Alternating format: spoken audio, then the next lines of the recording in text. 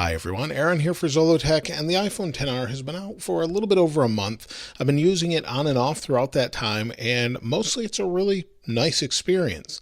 Now, recently there have been some news stories saying that this isn't selling really well, and Apple has never said that themselves. Now, there were stories saying that they've cut back production because they're not selling well, but Apple may have just made a bunch of them and needed to pull back production for the holidays. This has happened in the past, and they still had record sales. Now, we don't know that for sure, but then Apple just recently said they've sold more iPhone XRs than their XS or XS Maxes. So I guess it's their best-selling iPhone of this generation right now anyway, since it's been out. And to back that up a little bit, where I live in the Charlotte area, I've seen more and more of these. In fact, I know 5 people or so personally that actually upgraded to this. So they've upgraded from things like the 6S, 6S Plus, and are really happy with it. And I know a lot of people are going to say that's crazy because of its display, the 720 to 1080p display, somewhere in the 820 resolution. And I honestly could say that I've shown this to about, I don't know, quite a few people side by side with the XS Max at the same brightness and everything. Right now, True Tone's off just for this video, so you can see this, and Night Shift is off.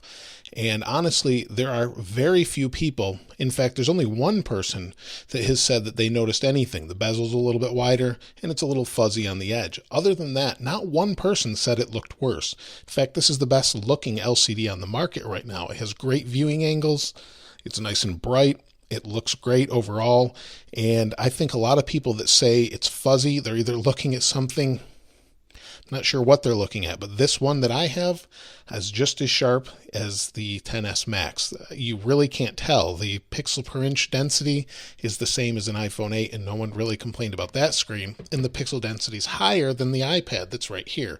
So it's something that I think people see a number and get concerned about. Personally, I have no problems with it. Now, the overall design is really nice. I think it's the perfect size as far as using it in my hands. You'll see it fits nicely in my hand. It doesn't feel like it's going to fall out. The XS Max is a little bit too large. As far as that goes, it's the same as the 8 Plus. I do like using a larger screen, but as far as the comfort of holding it and things, this is the better phone for me, at least that way. The design is nice. The durability is great. In fact, I'd say it's built a little bit better than the XS Max. On the XS Max, this is a little bit sharp. On the XR, it's not at all. So that's one nice benefit, at least here. Now, I do have a couple light scratches here. I can't really see them now, but in the right light, actually, there we go, right there.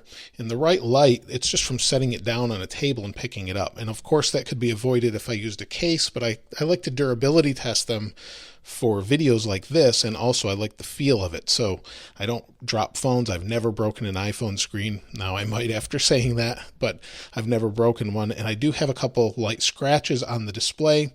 And again, that could have been remedied by using a screen protector, but I don't like to use those regularly. I do have a scratch right there, and that's to be expected if you're not using a screen protector. Some light scratches in the coating.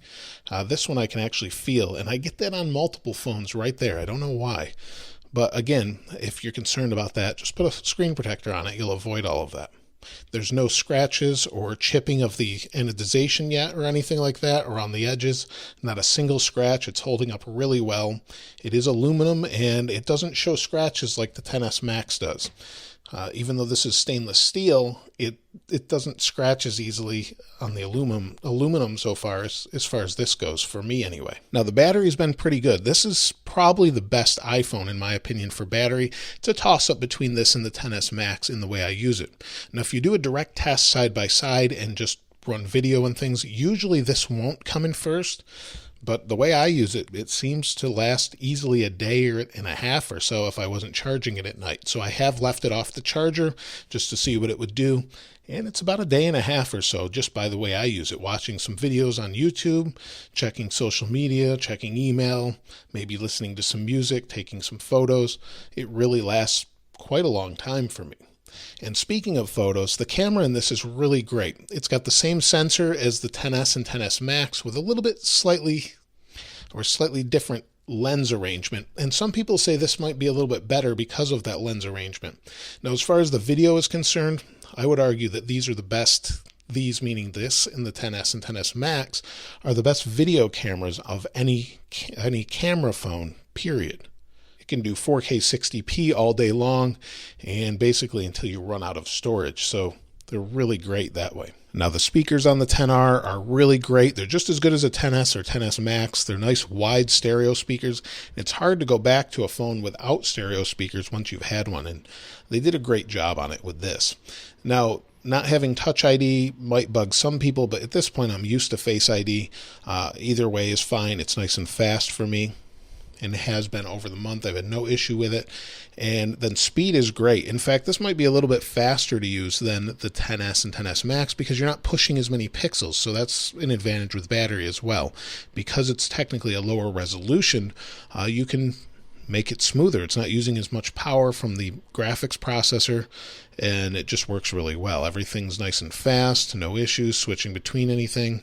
It's just super fast, and I've had no issues there. Now, as far as your cell phone signal goes, this one I've had no issues with. I find I have more issues with the XS and XS Max. I don't know if it's the difference in the antenna arrangement or what that is, but I have 2 bars here at my home, and it's holding out well. I have no issues whatsoever. Now, this doesn't have gigabit LTE, but I don't really know any place that can do gigabit LTE, at least around me anyway. So I don't see that on the XS or XS Max either. So should you buy one of these? I would say if you're in the market for a phone, you don't want to spend $1,000, and you want a phone that's going to last you throughout the day, have all the modern touches on it, it's great. But if you miss 3D touch and you're used to that, you definitely want to try this out because this has haptic touch. So if you 3D touch an icon, you're not going to get that feedback that you would before. That's probably the thing I found I miss the most when using this phone. So if you push here, nothing. Now you do get it with some of the notifications. You can peek and pop, and they will pop out open, but you don't get it on the home screen here. With certain things you will.